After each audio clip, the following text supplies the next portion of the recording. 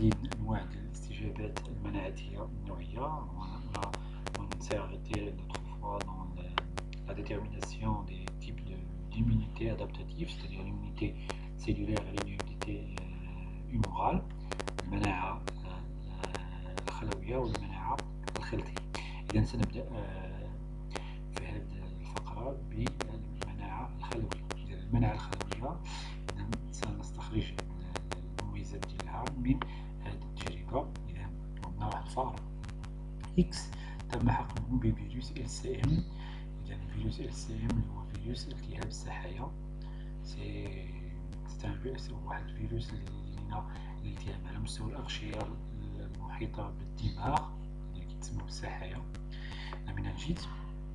ألوغ هذا الفيروس هذا تم حقنه لفار بعد مدة معينة اللي هي 7 أيام. 7 jours plus tard on a extrait des lymphocytes من لاغات من الطحال ديال هذا الفار إكس. إذا اش غادي نلقاو في هذاك الطحال غادي نلقاو فيه خلايا الليمفاوية ناضجة. إذا تم استخراج هذوك الليمفاويات من الطحال ديال هذاك الفار الذي حقن بفيروس LCM، ثم وضعت هذه الليمفاويات في 3 أوساط مختلفة. On a déposé, on a mis les lymphocytes extraits de la rate de cette série dans 3 milieux différents. Alors, le milieu 1, il est composé de cellules infectées par LCM, معفنة بفيروس LCM. الوسط الثاني فيه خلايا معفنة بفيروس آخر، des cellules infectées par un autre virus. On a des cellules saines, c'est-à-dire خلايا سليمة.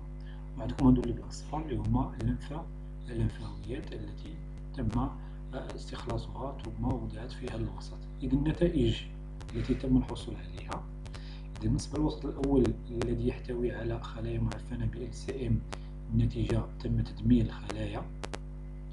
ثم بالنسبة للوسط الثاني، الوسط الثاني لم يتم تدمير ديال الخلايا.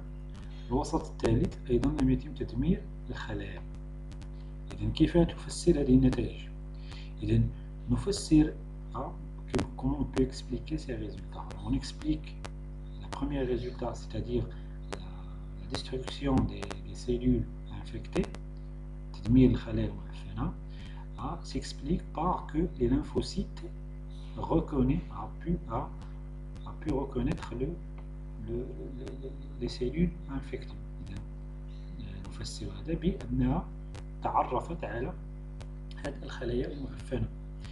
في الوسط الثاني هذه الليمفاويات لم تتعرف على الخلايا المعفنة. لماذا؟ لأن هذه الخلايا المعفنة فهي معفنة بفيروس آخر، ليس هو فيروس LCM، ليس هو الفيروس الذي كانت تعرفت عليه مسبقا. يعني أن هذه الليمفاويات فهي فقط تعرف الفيروس LCM فقط. هنا تبين هذه التجربة ديك الخاصية ديال النوعية بالنسبة للاستجابة المناعية الخلوية. Alors pour le deuxième milieu, on a les cellules sont saines, elles ne sont pas détruites. Pourquoi? Parce que les lymphocytes n'ont pas pu reconnaître ces cellules. N'ont pas le pouvoir de reconnaître ces cellules, et donc ces cellules vont rester intactes, c'est-à-dire sans destruction. Vous savez pourquoi? Parce que les lymphocytes, ils ont été extraits à partir d'une souris qui a été déjà infectée par le virus LCM, pas un autre virus. C'est-à-dire que ces lymphocytes reconnaissent seulement le virus LCM. الوسط الثالث، إذا الوسط الثالث يتم التدمير. لماذا؟ لأن الليمفوسيت الليمفاويات لم تتمكن من التعرف على الخلايا السليمة، يعني الخلايا السليمة ليست معفنة بفيروس LCM. Le troisième milieu, on explique la non-destruction des cellules saines par que les lymphocytes n'ont pas pu reconnaître les cellules saines.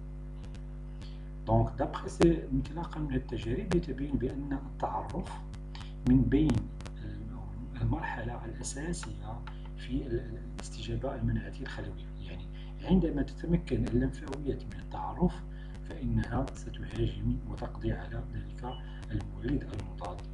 إذا d'après ces expériences, on peut conclure que la reconnaissance, la reconnaissance des lymphocytes, de l'antigène, la reconnaissance de l'antigène par les lymphocytes est une étape primordiale pour le déroulement de l'immunité, ou bien pour le déroulement des étapes de l'immunité cellulaire. Vous voyez? Alors, comment se fait cette reconnaissance? Alors, on a dit l'autre fois que les lymphocytes T. Alors, on a dit l'autre fois que les lymphocytes T, ce sont des lymphocytes qui présentent des récepteurs T.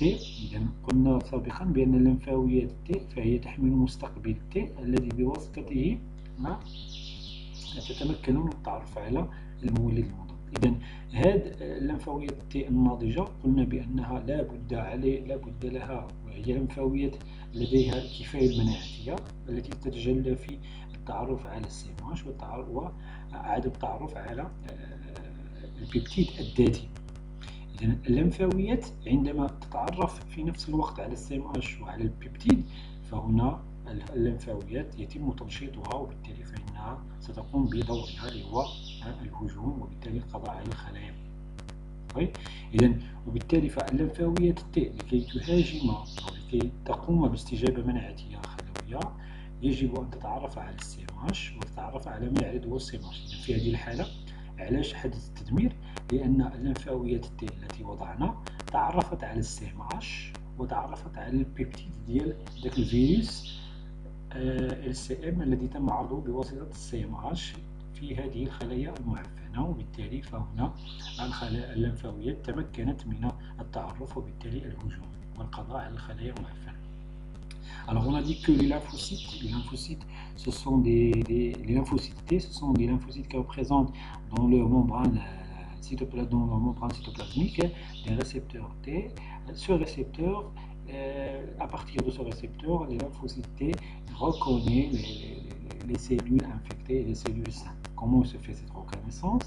Alors les lymphocytes T, grâce à ce récepteur, ils reconnaissent le CMH et aussi le peptide présenté par le CMH. Alors si le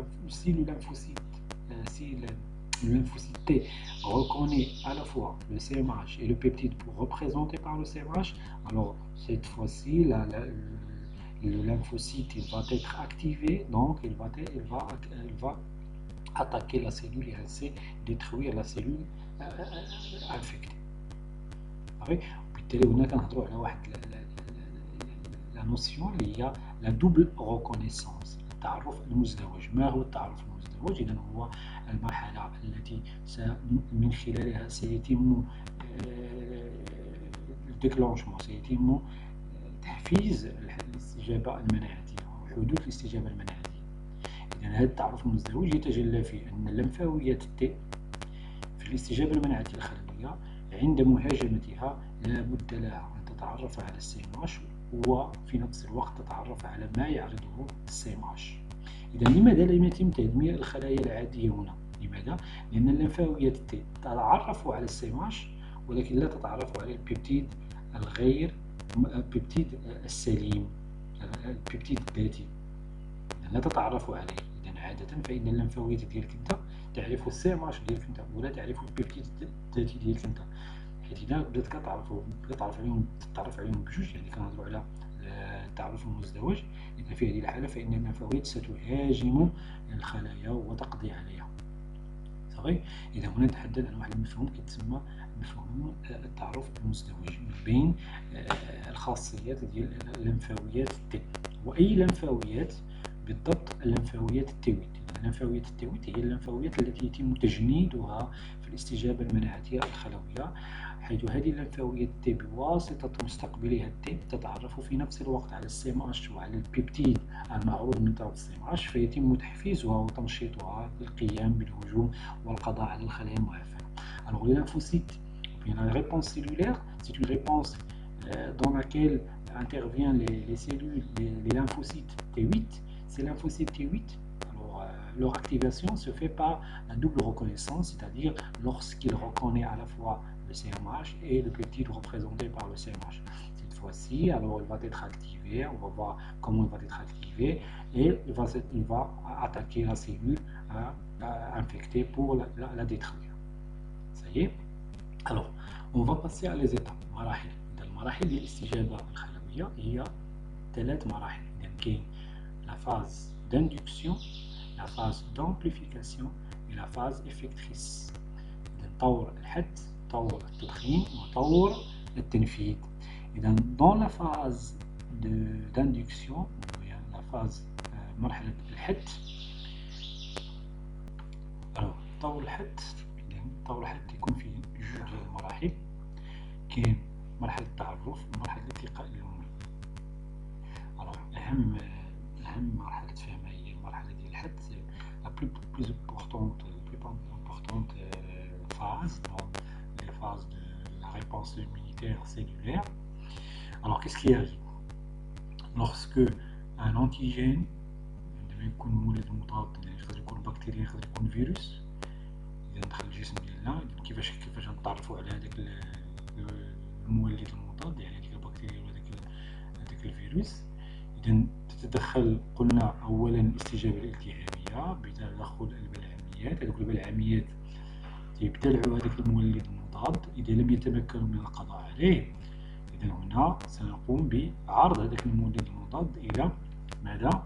إلى اللمفاويات.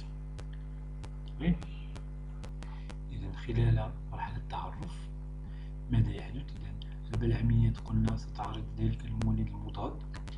إذا هذه البلعميات الكبيرة هي خلايا عارضة تسمى بالسيلول بريزونتاتريس دانتيجين CPA. هذه السيلول CPA فهما يحملان نوعين من السماش، CMH1 والCMH2.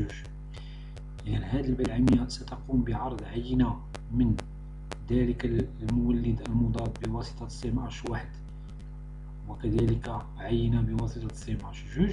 إذا CMH1 سيقوم بعرض ديك العينة ديال المولد المضاد لللمفاوية T8، والعينة الأخرى سيتم عرضها بواسطة CMH2 لللمفاوية T4.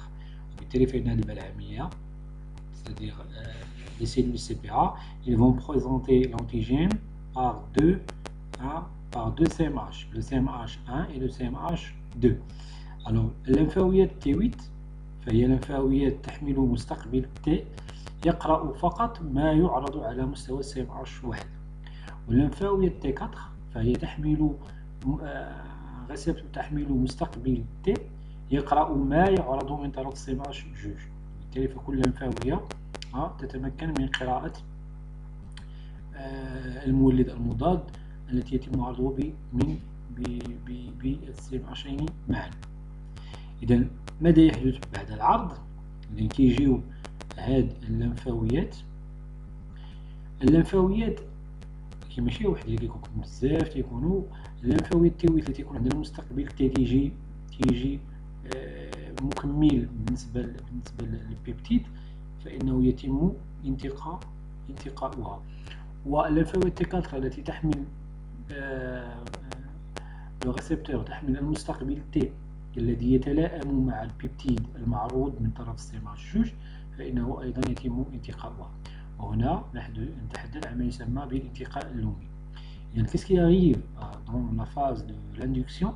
Alors on a la reconnaissance de l'antigène par les lymphocytes T8 et T4.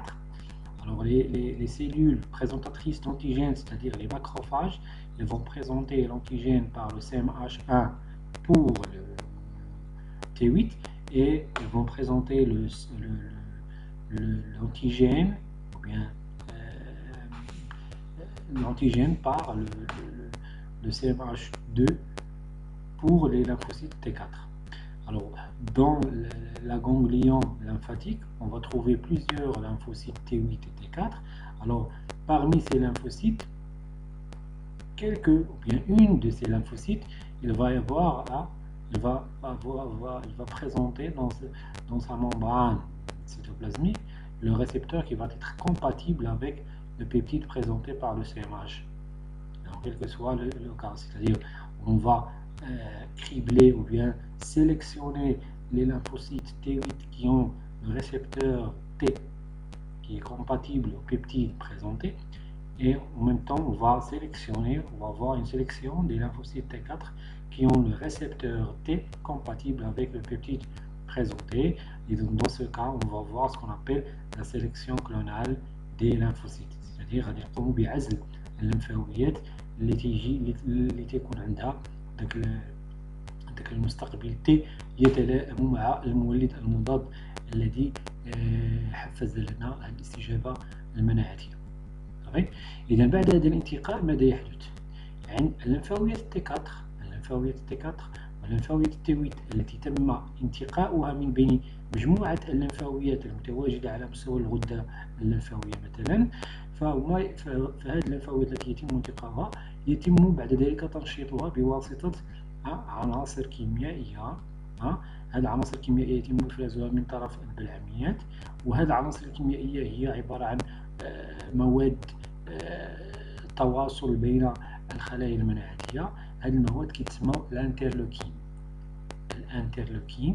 إذا عندنا مجموعة ديال الانترلوكين التي تتدخل في الاستجابة أو التي يتم استعمالها للتواصل بين الخلايا المناعية. إذا عندنا الانترلوكين 1 يفرز من طرف البلعمية وهو يقوم بتنشيط الليمفاويات T التي تم انتقاؤها.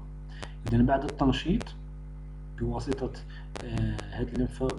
هذا الانترلوكين رقم 1، الليمفاويات T4 تنتج انترلوكين 2. هذا الانترلوكين 2 يقوم بدورين، يقوم أولا بتحويلها إلى ليمفاويات TH مساعدة، وكذلك يقوم بماذا؟ بإفراز أو بتنشيط الليمفاويات T8. عندما تنشط الليمفاويات T8 فإن هذه الليمفاويات T8 ستتكاثر، يعني أن ذاك الانترلوكين 2 فهو يحفز الليمفاويات T8 من أجل التكاثر، فنحصل على مجموعة من الليمفاويات T8 التي ستقوم بمهاجمة المولد المضاد. إذا كيف ستتم المهاجمة؟ أولا لا بد من أن تتحول إلى TC، c'est-à-dire لمفاويات قاتلة. هذه الليمفاويات القاتلة فهي عندما تجد الخلايا التي تحتوي على ذلك المولد المضاد ترتبط بها وتفرز مواد. هذه المواد تقوم بتدمير الخلايا. إذا هذه المواد عندنا نوعين، كاين البيرفورين الذي يحدث ثقوب على مستوى الغشاء، وكاين الجرانزيم الذي يدمر النواة، وبالتالي فإن هذه الليمفاويات تقوم في النهاية بالقضاء على الخلايا المعفنة. إذا أعيد مراحل الاستجابة الخلوية 3 مراحل: مرحلة الحد، مرحلة التضخيم، ومرحلة التنفيذ. في مرحلة الحد يتم التعرف على المولد المضاد الذي يتم عرضه بواسطة البلعميات.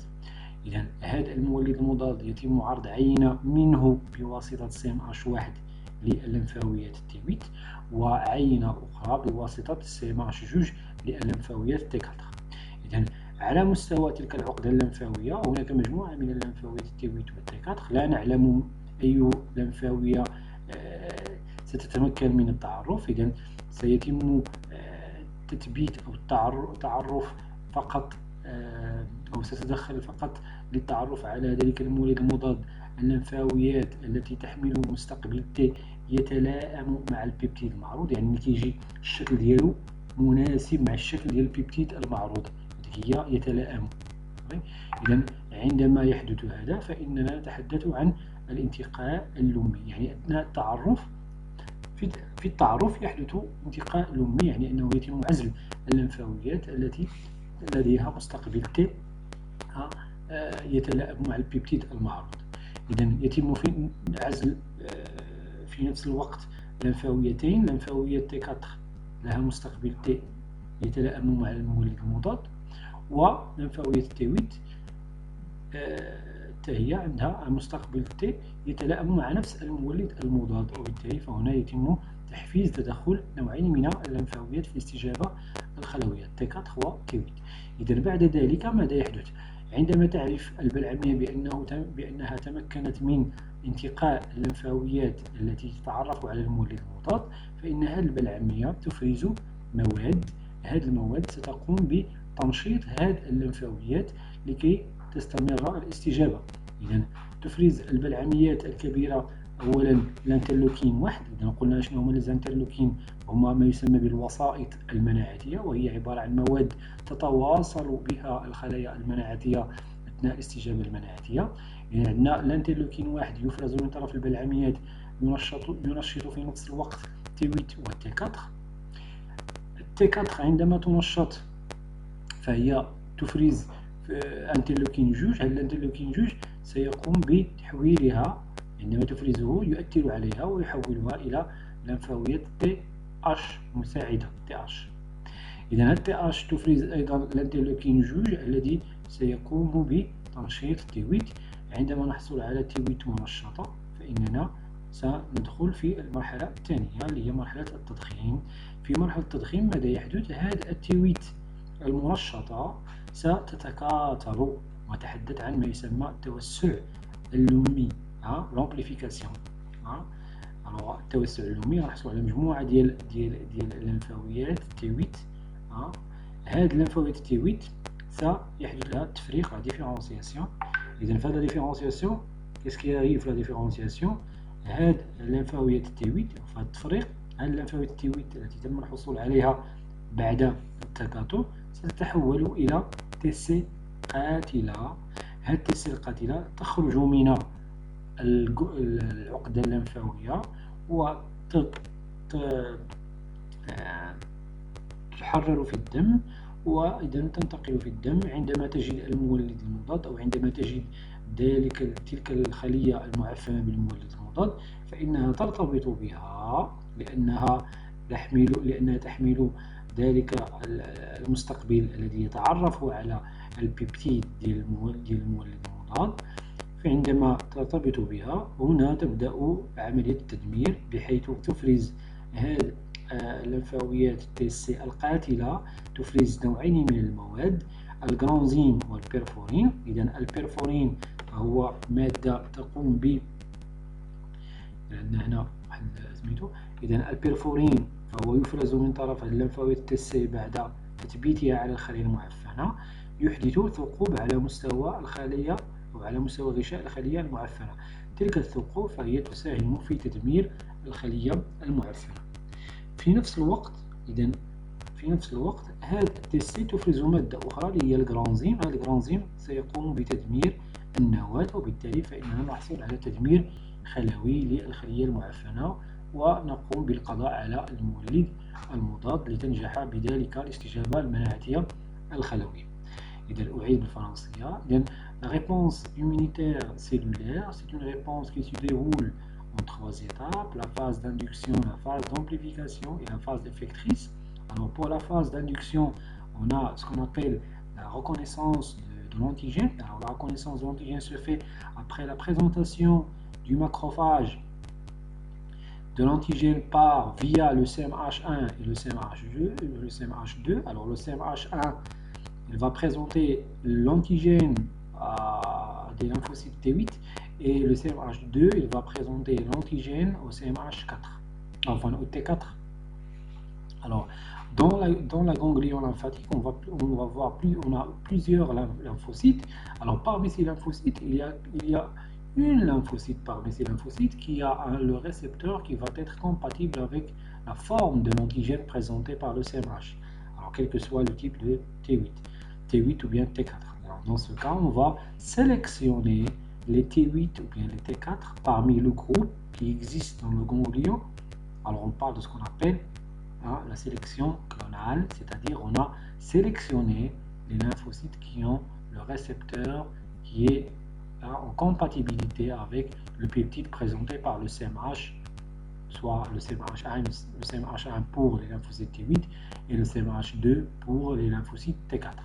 Alors après ça, qu'est-ce qui arrive? Les macrophages ils vont induire ou bien ils vont exciter les lymphocytes sélectionnés par des substances chimiques, biochimiques.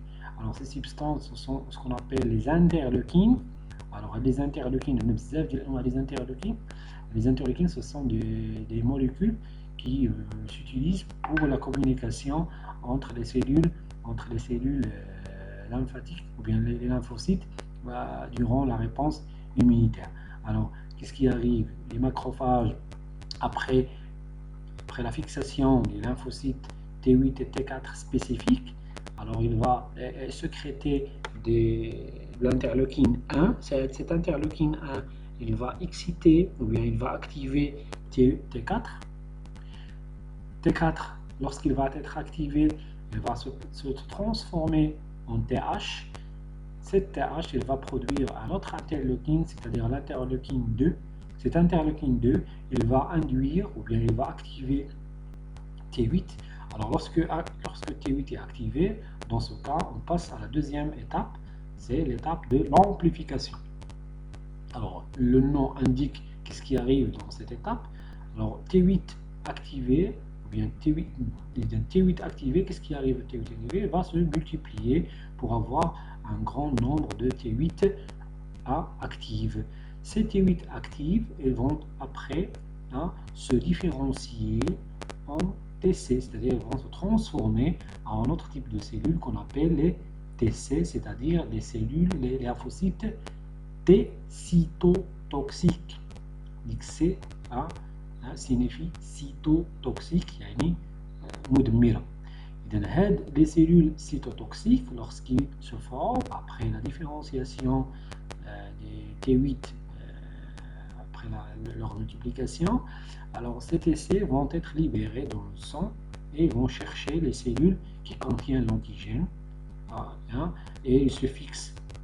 Alors TC lorsqu'il se fixe sur une cellule infectée, alors cette TC va produire ou bien il va sécréter deux molécules par lesquelles il va induire la destruction ou bien l'apoptose de la cellule.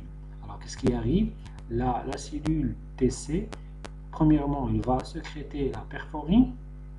Cette perforine, il va induire des pores au niveau de la membrane cytoplasmique de la cellule infectée, ce qui va induire la destruction de cette cellule. En plus de ça, le lymphocyte TC, elle produit le grand enzyme.